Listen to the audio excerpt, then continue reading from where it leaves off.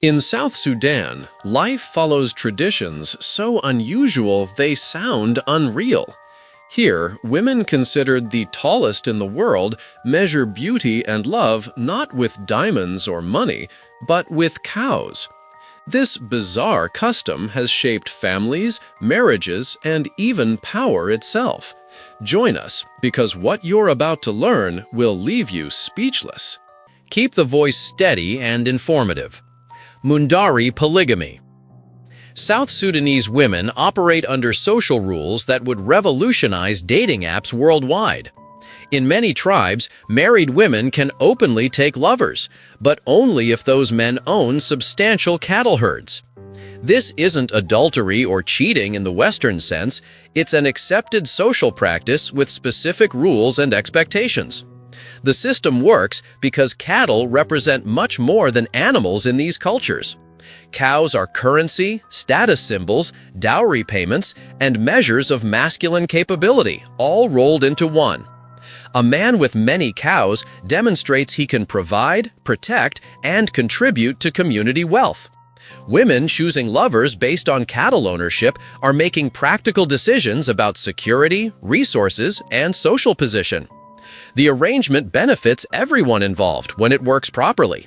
Women gain access to additional resources and protection, men with cattle can expand their influence and relationships, and communities maintain complex networks of mutual support and obligation. Polygamy is also common and directly tied to cattle wealth. A man with hundreds of cows might support multiple wives and lovers, creating large extended families that can control significant resources and territory.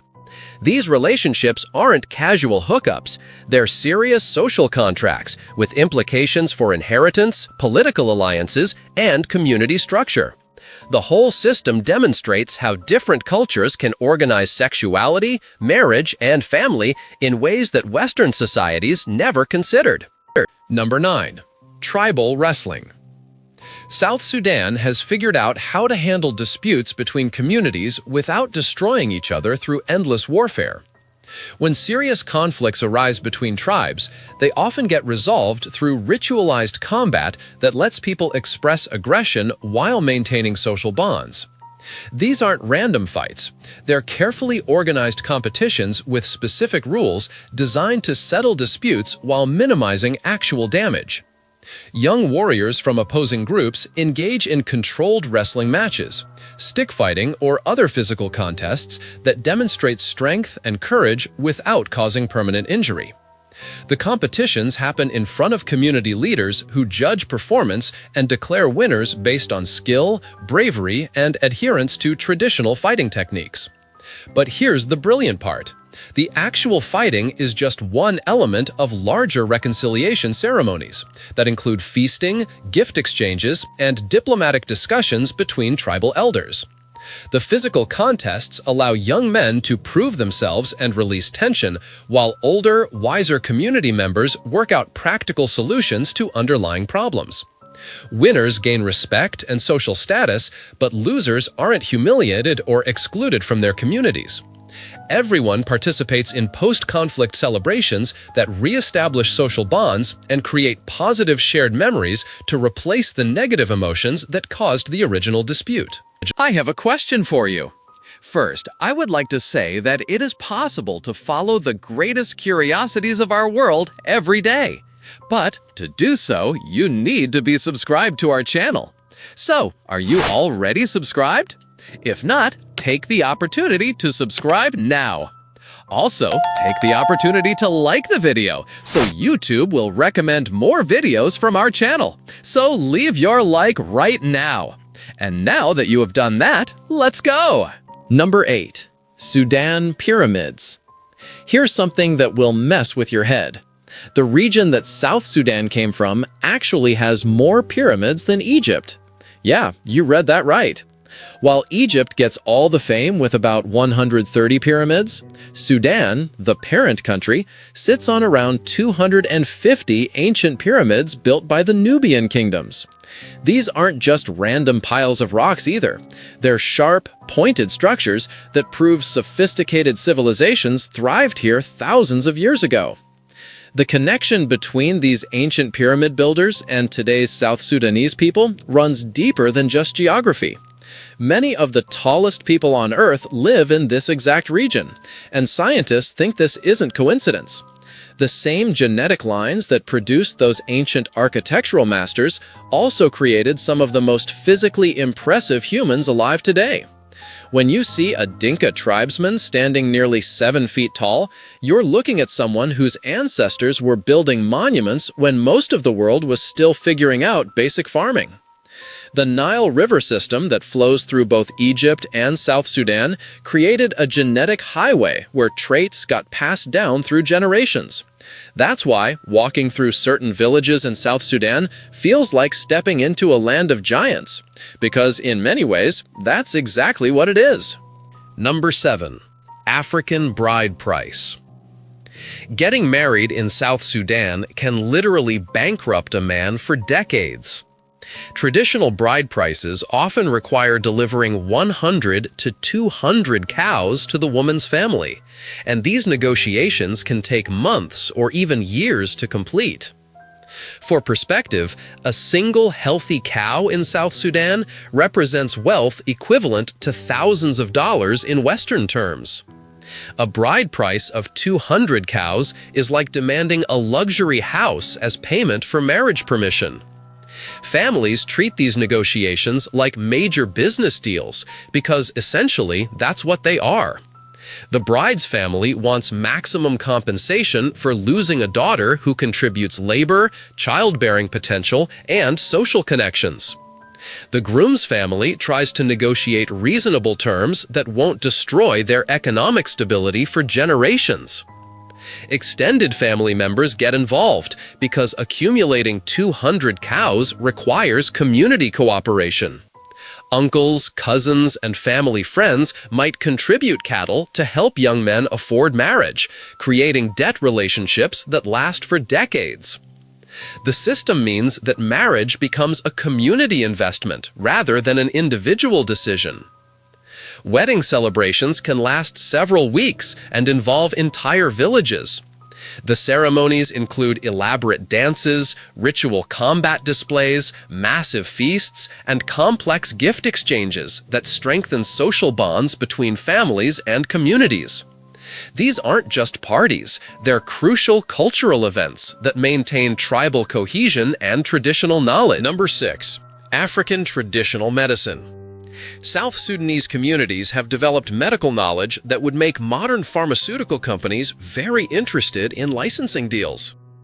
Without access to hospitals, pharmacies, or trained doctors, these people rely on plant-based medicines and healing techniques that effectively treat everything from common infections to serious injuries.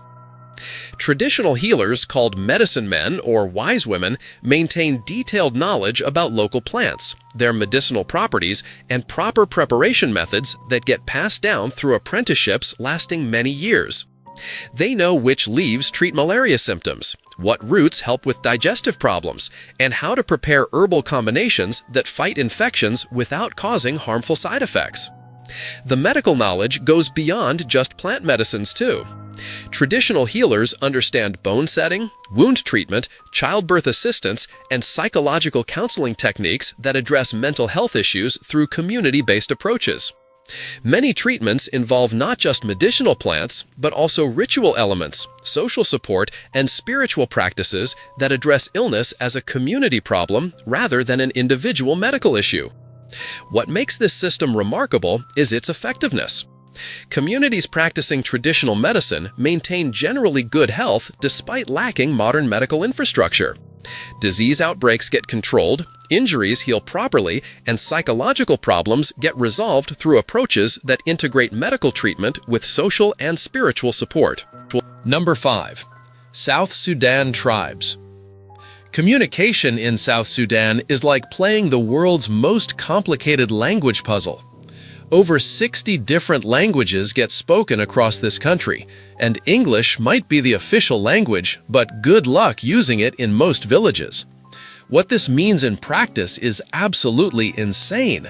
You can walk from one community to the next and suddenly need a completely different language to ask for directions. Families living just miles apart might not be able to understand each other without translators. This linguistic chaos creates both problems and magic.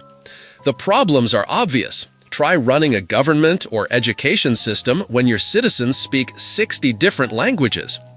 But the magic happens in how these communities have learned to communicate across language barriers. They've developed systems of trade, negotiation, and social interaction that work without words. Hand gestures, symbolic exchanges, and shared cultural practices become the universal language. The most incredible part is how this linguistic diversity has preserved unique worldviews and knowledge systems. Each language carries different ways of understanding everything from medicine to agriculture to social relationships. When you hear someone speaking Dinka versus Mundari versus Nuer, you're not just hearing different words, you're hearing completely different ways of organizing reality and making sense of the world. Number 4. South Sudan independence. Deep in the heart of Africa sits a country most people can't even find on a map. South Sudan became the world's youngest nation just 13 years ago, in 2011. But this place holds secrets that go back thousands of years. Picture this. While most countries measure their history in centuries, South Sudan is still figuring out what it means to exist as an independent nation. Yet the tribes living here have customs so ancient and fascinating that they make modern society look like it just started yesterday.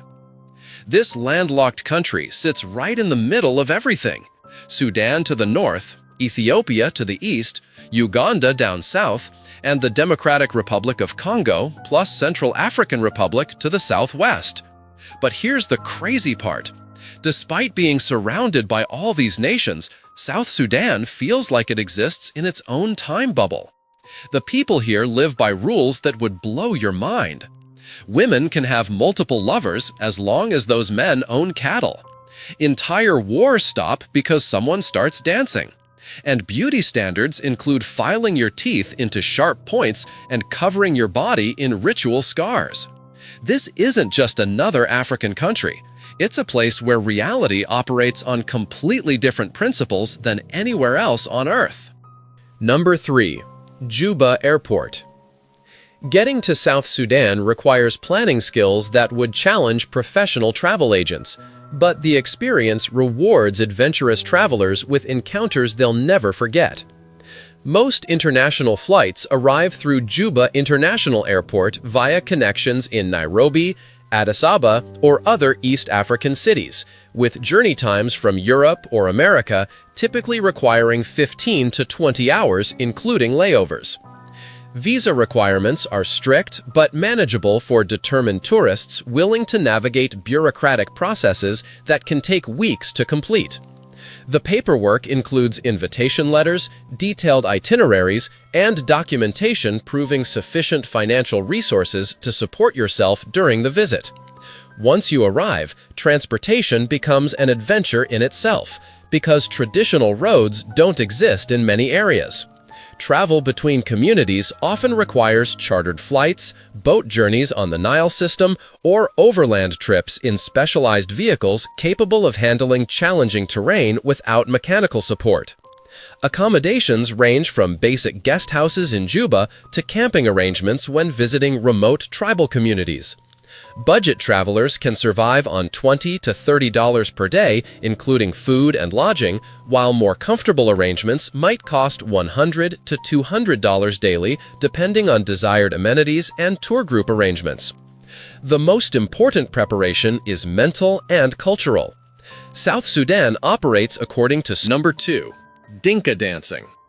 Wars in South Sudan can literally stop because someone starts dancing. This isn't metaphorical. It's an actual rule that gets followed across multiple tribes.